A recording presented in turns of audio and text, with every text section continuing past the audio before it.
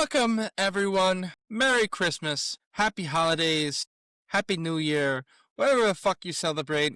Welcome to the 2025 Is This Real Holiday Special. In the booth tonight, we have the asshole Anthony with the two reindeer fucking on his shirt.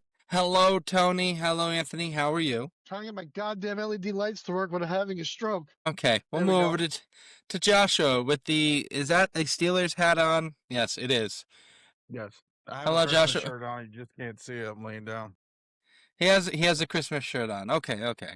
Dad, it is Christmas, not Halloween, with the Jets hat. But hello, how are you, Big Joe? I'm going as the Grinch. Okay. That's fair. So fuck you. All right. Quick show of hands. Who here grew up watching those old Rankin and Bass Christmas specials every year? Me. No, Josh, you didn't watch those? Explain it to me so that way I know which one is that one. You know, like Rudolph the Red-Nosed Reindeer, A Year Without Santa Claus, those old, slightly, Frosty the Snowman. the weird Frosty's stop-motion the animation from the Boy. 60s. Yeah, so I've seen them. I didn't necessarily watch them every single year, but I have seen them. Okay. Does So- Frosty count? Because Frosty's a cartoon. Yes, Frosty counts. That's still Rankin and Bass. Okay. So, Rudolph, Frosty, the Miser Brothers, the weird stop-motion animation where everyone looks slightly dead behind the eyes. But there's the thing. Okay, as kids, we thought Slightly. these were warm, cozy, safe. As adults, we can sit there and look, these things are a little off. The rules don't make sense. The characters know things they shouldn't. And when you slow it down, these specials feel less like children's TV and more like ancient folklore accidentally broadcast on national television. Tonight, we're not ruining Christmas. That's not what we're doing. At least for the three of us. I know we're probably going to ruin it for Big Joe. But we're just asking a very fair question. Did Rankin and Bass secretly... Go ahead, Anthony. There's only 2 surviving puppets. What do I got? Do I have? Go ahead. So, There's a we're not Santa ruining Claus. Christmas. And there's a Rudolph. And the rest of them all melted in the attic. In an attic. Okay. Hermes, Arnold the Blue-Nosed Reindeer, all of them. Fucking My gone. God, can you let me get this fucking open out? My God. We're asking a very fair question. Did Rankin and Bass secretly create the creepiest shared universe of gods, spirits, monsters, and rituals and just hide it under tinsel? Let's talk about it. So, here's the warm-up question for everybody. Which Rankin and Bass special always felt a little off to you? And Joshua, since you probably don't remember watching them as much, you'll just listen to what Anthony, if he has one, or Big Joe, if he has one, will say. So, Anthony, we'll start with you. I would really have to go back and watch them again to get it. Because, I mean, I've seen them. You see them every year. They're fucking everywhere. They're on T-shirts. They're ornaments. They're in every store. They're on boxes of candy. Everyone, they're just as iconic as a Christmas tree. So, to me, they were always kind of like weird looking. But I always like that's the '60s, and they're puppets. Like, you know what I mean? Like I was like, okay, whatever. I never found them creepy. But I was always like, just the fucking puppets, man. Like Santa had beady eyes and shit. Okay. Big Joe, did you find None of any? them. Yep. Okay. There we go. No. You All want right. an honest answer? And I'm gonna dispel a few rumors here. First of all, the puppets that supposedly that you're saying there's only 2 left. The puppets that were sold at auction were not the screen used puppets. Okay. Those puppets never left Japan. I got an article right here with the director. The puppets never left Japan. They were taken apart and they were just scrapped. But none of them exist to this very day. The stuff that was sold at auction was stuff that was given away from the producers. They might have been copies of whatever, and but the ones that they're going on tour have nothing to do with the ones that were actually used in the screen. Okay, that's number one. Number two, I don't find any of them creepy because basically what you got here is you have 1968 technology it's all blazing in your brain, my brain anyway. Okay. So- Whether it's Frosty Okay. or it's Rudolph. I mean, we can go on all night. All right. Yeah. All right. The thing with this That is, Jack just like with Frost anything, one was creepy. Just saying, real quick. That was in A Year Without Santa Claus. just like any pop culture thing, there's going to be conspiracy theories about it. That's just how the world works. Of course. People are going to ask questions. Okay. People are going to think something deeper. You know what? You could sit there and say, of course, why can't people just leave it alone? But our motto on this show, I say it at the end of every fucking episode, is always question everything. So even in Well, that's kids' how you do it, TV then I'm being shows. an asshole. Well, Well, no, that's because true. we're tired of hearing you you can talk. question everything you want. Doesn't matter to me. You can go ahead, question. So- I'm gonna do my best to dispel your dopey myths. So these are conspiracy theories. And our first conspiracy theory is the island of misfit toys, the misfit toys themselves, are too aware. So let's start easy. A what? Are too aware. So Rudolph the Red-Nosed Reindeer, the island of misfit toys, is supposed to be cute. And let's be honest, these toys aren't misfit. They're emotionally traumatized. They cry, they feel shame, they talk about rejection. Here's the creepy part. No other toys in Santa's workshop are alive. So why are these? The conspiracy theory says that these toys weren't made wrong. They were brought to life by something or someone. Enter King Moonrancer, a flying lion who rescues unwanted toys and rules over an isolated island no one can leave. That's not Santa's helper. That's a guardian entity. At what point does a toy stop being a toy and start being something else? Well, there's a When you happy put ending. batteries in and you shove it up your ass. Well, I just wanted you to know that there was a happy ending for Dolly. And she found a long career in the justice system. In court, they would say, like, show us on the dolly where the bad man touched you. That was her. She had that job for 47 years. Okay. Joshua, I'm just going to go to you because I don't want to hear either of them talk. Oh, he doesn't even want to talk. All right. So we'll just go to the next question then. Talk, but just ask again because what he said actually pissed me off. Okay. Were you ever in that situation? Did you have to point to the dolly? I'm gonna point. I at guarantee dolly. you had to point to the dolly a lot. Actually, you were sitting on the other side of the courtroom while someone was pointing at the dolly. Okay, hold on real quick. You have dolly. What were the like a train? And then you had an airplane, and then you had a fucked up elephant. You have the elephant was Right. always And kind then of cute. what was the other one? It wasn't a Jack in a Box. It was like Ernie in a box or something like that. I don't know. I'm looking at pictures of the misfit toys. There's 4 of them. All right, so let's talk about the misfit toys, okay? I'll ask this question. I don't even want to ask the first question because Dad ruined the first question, okay? Because I don't want to talk about any toys being shoved up anybody's asses. We're not talking about those toys in this, okay? Sorry, Okay. Is this island of misfit toys a sanctuary or a containment zone? I don't believe I'm saying through this. Are we talking about, God help me for saying this, I found Are a list we? of all of them. Are we talking about the Auschwitz in the Rankin and Bass world? Is it too late to click out of this? I just want to. That is the stupidest fucking thing I've ever heard. Come on, huh? What was this? Some jerk off behind a keyboard that decided I'm going to put something together and start thinking. That's what they do. These are fucking children's. Children. I just got a flash Okay, of an. so you sit wait, there hold, wait, thinking. whoa, no. I understand Hold what on, you're hold on. saying with that. So no. If they're just children's toys, why are they alive? And the toys that Santa's making in his workshop not? Because the story that was written by Arthur Rankin and Jules Bass deemed it so. I don't think it's a big conspiracy. I just think it's a fucking way to make the story flow. That's all. Is nobody else thinking of an army of elves dressed in leather like Nazi uniforms? Because that's what I'm thinking right now, and it's a terrifying thought. You know, All right, hold on. So He we knows have. Anything when you're safe sleeping. anymore? I'm sorry, I couldn't help it. So there's a scooter in the song. It With identifies as square a scooter. wheels. Yeah, a scooter for Jimmy. He's just a scooter. He's fucked up, but he's a scooter. Then we have airplane. He doesn't fly. Maybe that's why he's fucked up. You have Dolly, who's just a doll, creepy. You have Charlie in the box. Charlie in the Box, right? Boat that can't stay afloat. That's fucked up. You have King Moonracer, which was the lion with the wings. Kind of looks like Scar from Lion King. You Right. have Cowboy who rides an ostrich. Yeah, let's throw him in the fucked up. You have Spotted Elephant. The train had square wheels. That's why it was Okay. fucked up. All right. Okay. The scooter's okay. He's just there for fun. You have clown Matryoshka dolls with a wind-up mouse in the inside, which that's the design of the fucking clown is creepy by itself. You have a water pistol that shoots jelly because gun. You have a blue bear with feathers on its ass. You have a bird that My doesn't favorite fly. flavor. Gun! I mean, a bird that doesn't fly is just called a chicken or a turkey or some shit. It's still a bird. It's not.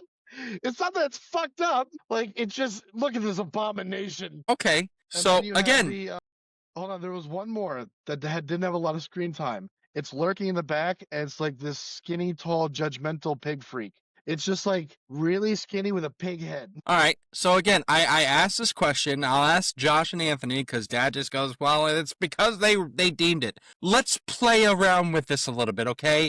Fucking really sit in and think, okay? Okay. Why are these toys alive and the ones in Santa's workshop not? Give a fucking reason. Because that's how the story was designed. Not Making a talking to point. you, Big These are Joe. for fucking children. He's These are asking Joshua? us, Dad. dinosaurs. He's Huh? asking us. He's asking. I'm Yes. sorry. I didn't mean to step on anybody's toes. I'm Well, not because you already answered. I already heard your answer. We all heard your answer. good. Maybe you guys start to learn. I would think, So, if I'm actually gonna oblige to this, I would think that the toys being made haven't been giving magical life. I don't know if you guys know where I'm going with that. Like the other toys are alive because they had, I guess, Christmas magic put into them and they're there. But the toys being made haven't been given life What's- yet. They're just being formed and shit, I guess. What's being put into them? Pause. You know what I mean? Kind of like a, what was it, toy soldiers type shit. That Well, Mhm. Toy shit Soldiers, that was put a in them, microchip. and then they actually came alive. I- They were actually, you know. Why are these Santa's toys putting alive his and magic others into aren't? them. Tell you why some of them are alive and some of them aren't. Yes. It's Okay. because all toys are alive. It's just that when Santa gives them out to children, he tells the toys, don't fucking move. You have to be alive, just like in Toy Story. You have to be alive, but you can't move. But these are the toys that fucked up or are fucked up, and they get put there. They get put on the island of misfit toys. You don't get to come out. You're a water gun that shoots jelly. Why? Who knows? Maybe Wait, so maybe there's an someone thought it island was of a threat. toy rejects because someone Yeah, fucked dude, that's up what what this they were is. doing. Yeah, that's what the They Island of all Misfit have Toys some- is. They all have some They all have some strange quirk about them. And because of these quirks, these toys feel that no human child would want to play with them. Oh, so they're just a bunch of emo toys. Yeah, Maybe he just killed himself. Oh my god. All right. See, thank you, Anthony and Josh for giving legitimate answers to a conspiracy theory, which is why we're talking about this. Hold on. The fucking one toy is a boat that can't float. Fuck you. You don't get to exist anymore. You go right to the crushing machine and you get grounded up. You have a kite because there was a CGI sequel and they added more fucking misfit toys. One is called the kite that's afraid of heights. That's your only job. And if you can't do that, you don't get to be a kite. You get to be a tablecloth and fuck off. That's what you get to be. Okay. So, let's get into segment 2. That Yukon Cornelius is not a minor. So, let's talk about Yukon Cornelius. Because, well, let me fucking get to it. Obviously, he's not a minor. Hey, look at him. He's got a beard bigger than mine. He's got to be like 40. Minor, as in a miner who is in the mine. Yeah, we understand Minor, when you not hear minor. minor, that triggers something in your head, and that automatically opens up a giant door to your third and fourth basements. We get it. I didn't say any of that. Anywho, Who the fuck It's is Christmas. the third You and can't- fourth basement? It's Christmas. You can't even let me leave me alone with this stupid shit on Christmas. let's talk about Yukon Cornelius, because this man is not doing the job he claims. He says he's a prospector, but he carries a weapon, not tools. He knows exactly how to track the abominable snowman monster, and when he defeats it, he doesn't kill it, he tames it. There's a theory that Yukon isn't haunting for silver or gold, he's a cryptid hunter. And the Bumble wasn't the first monster he's dealt with. Does Yukon feel like a cartoon miner or a guy who's seen some Okay. things? Anthony, we'll start with you. Okay, but he what do you call it? His greedy behavior inspires the song Silver and Gold sung by Sam the Snowman. I mean, I think can't you do both? Can't you have I need to prospect because my wife needs gimbal and all this other stupid shit in the cabin, but I really also want to catch a snow fuck, like a snow monster. Like, I think he's, I think he can do both. Let me pan for gold in the afternoon, and at night I'll go looking for Bumble and I'll shoot the fuck and put him on my mantle. Like, I think why not have both? But you do realize that Bumble is actually turns out to be one of the heroes of the story. Yes, he's a misunderstood creature. Such depth. Well, he's a humble Bumble. Right up there next to Hamlet. Do you want to talk about this theory? No. Okay. No. Thank you for joining the podcast. We enjoyed this. You're Joshua? welcome. I mean, I can't put it into any better words than Tony, and that's really fucking saying something. I kind of just agree with him, and that's only going off of my memory of some of these things. I definitely would need refresher and actually have to watch them. Maybe I can come back later and re-answer these questions better, but I'm Hold on. Hold on. Hold on. I'll help you out real quick. When it comes to Bumble, think of anything you know about abominable snowmen. Ready? You're right. That's exactly how it is in the fucking movie. Like he's an abominable snowman. He's tall, white. He's got big bug eyes. He's got little blue fur. Like he's a cute little cotton bowl of dude. He does nothing for the Yeti movement. He just is another stereotypical Yeti, but he's a good one. Not the Yeti movement. All right, so let's play around with Bumble. If Bumble exists, what else exists in this universe like Bumble? You can have a big. Mm-hmm. An actual You have a Loch Ness Loch Ness monster. Yeah, you can have an actual Nessie. You can have Dracula. A Mothman. Sure, a Frankenstein even. Wendigo. All of this stupid shit. You're talking about a movie with fucking Santa Claus. Where reindeer fly. All the stuff we talked about. All the stuff we talked about in our cryptid episode, cryptid season. Just throw it in there. Yes. Yes. Like in the world of Rankin and Bass.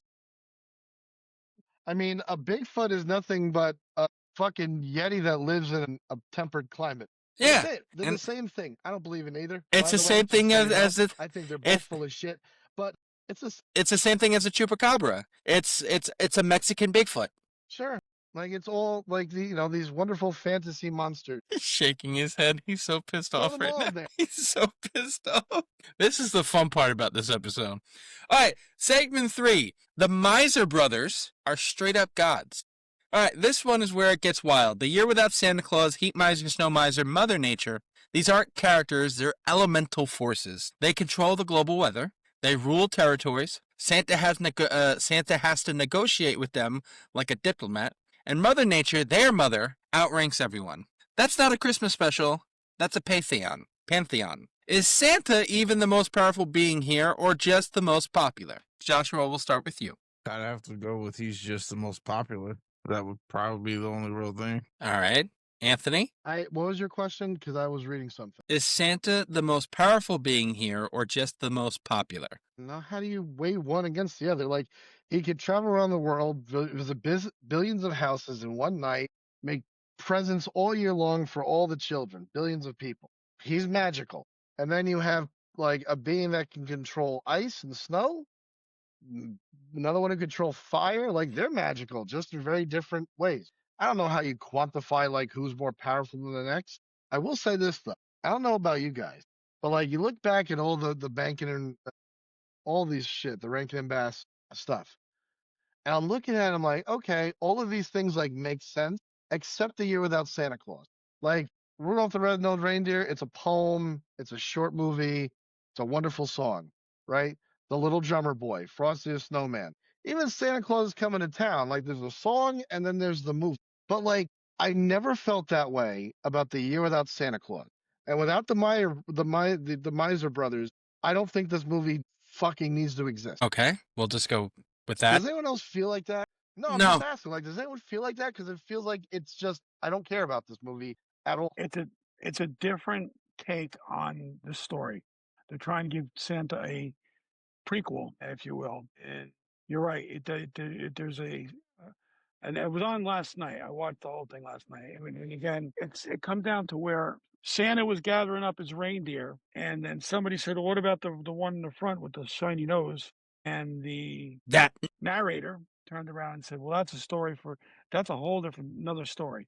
So it's kind of like they didn't mesh all that stuff together for this show, and they're giving Santa a prequel and how Santa's running from the Burgermeister and stuff like that. So yeah, it's a little different. It's a lot different, and it's up there with the as far as different Rankin and Bass. You have the Little Drummer Boy. Well, I mean, the know? Little Drummer Boy also has there is a song, the Little Drummer Boy song. Yeah, like, right. you know what I mean? I mean, I'm just looking through A Year Without Santa Claus. None of what you said is on here. This is about like no one gives a fuck about Christmas. He takes Jingle and Jangle to go find the Christmas spirit. Like, are you sure you were like this is a Santa prequel, like you said? Because this doesn't feel like Jingle and Jangle leave with Santa's youngest reindeer Vixen and land in Southtown. Vixen is detained by a dog catcher. I'm not lying. That happened. Yo, Vixen got caught by ice? Which is aptly named. I do have them mixed up. Okay. I do have them mixed up. So which one are you talking about? Santa Claus is coming to town. Yeah, okay, that one is an odd one too, but at least there's the song, Santa Claus is Coming to Town. You know what I mean? The Year Without Santa, you have the Heat Miser guys and Snow Miser, they sing their song. Everyone loves that shit. But like there's no song about Santa that's like as popular as like the rest of them are about A Year Without Santa Claus. Okay. I don't know. I just thought it sucked. Okay. I can't say any of them suck.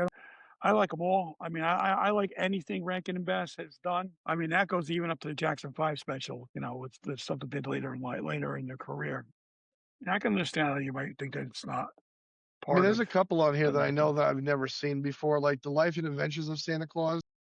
But then they also did shit like Jack Frost, Pinocchio's Christmas, Nestor the Long-Eared Christmas Donkey. Yeah. It should be an Italian name. Find them. Like I just showed you guys. I got all of them here. I got, Year Without Santa, Santa Claus itself. I got 2 box sets, but a lot of them, the in-depth stuff that you're talking about are very, very difficult to find. They just don't put them on DVD. You got to find them on YouTube or, private collector somewhere. All right. Let's get into the next segment, which is probably the creepiest, and which will be our last segment for the night. Frosty the Snowman is not a snowman. Frosty is a spirit. Let's talk about Frosty. Everyone says it's the magic hat that he's a spirit. People got too much time on our hands. Wow. So everyone says that the magic hat brings him to life, but go back and watch it. The hat works before the magician claims it's magical. The kids believe the snow moves, Frosty becomes self-aware. Then he melts and later returns. That's not animation, that's possession and reincarnation. So is Frosty made of Christmas snow? Is Frosty a ghost borrowing a snow body? No, Frosty's a snowman, in my opinion. I don't know where they come up with this shit. It's just like really mind-boggling. How did they come up with it? Hold on.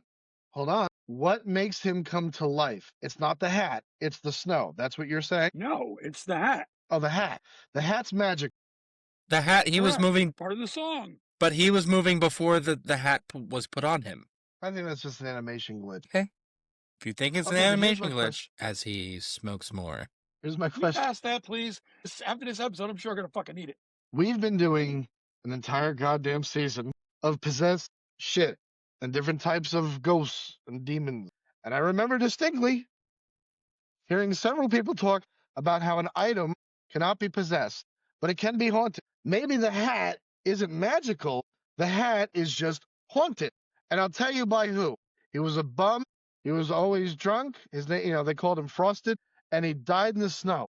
And his hat blew away, but his spirit stayed with the hat. So then when they used the hat and they put it on top of the snowman, Frosted came to life, came back. Frosted! I mean, what are we talking about here? Like, yeah, exactly. What are we talking about? We clearly established that items can be haunted. We clearly established that items can be haunted. It's a story. I understand it's a story. But a children's story. It's a children's story. It doesn't have to be perfect. Yeah. Hold on a second. So is fucking like The Lord of the Rings. It's a children's story, but like it teaches so many lessons across the board about so many things. Like, and it's written as it was allegorical for things that are happening in the real world. Like, you can still dissect and have fun with this shit, even though it's just a kid's story. Of course, it's a kid's story, but even kids' stories, you could find like things there that are meaningful to know. Okay, so what I want to do before we end this episode is I want to go through and there's 45 of them, and I will go through them quick, okay? I'm not going into detail. I'm just giving you just what the theories are, okay? No details. Stop me on one if you want to talk about it, okay? Yes, Number please. 1, Santa is an immortal entity My fucking glasses just broke. sustained entirely by belief, not a man. The North Pole exists in a separate pocket dimension. Elves are not workers, they are bound spirits. Of course it does. Santa can't die, but he can fade or weaken. Santa does not control Christmas, he maintains it. Santa recruits humans who show supernatural traits. Santa's list is a form of magical judgment.